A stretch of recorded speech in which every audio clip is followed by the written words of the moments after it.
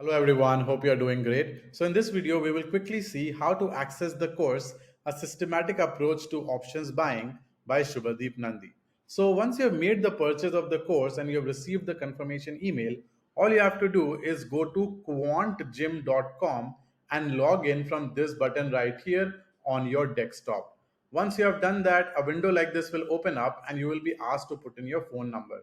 You put in your phone number, the same one that you use to make the purchase, and then you continue. You will receive an OTP, and once you have put in the OTP, you will reach the feed page directly like this. So over here, if you have not filled in the form for your trading view ID that you received in your confirmation email, then you can quickly just fill it from here. And once done, you can simply go to the courses section and access the course from this section right here.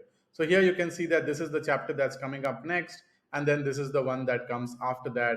You can track your progress, you can see the summary over here, and once you start, you will be able to see all the videos from here, and then you can also download the resources from this section right here.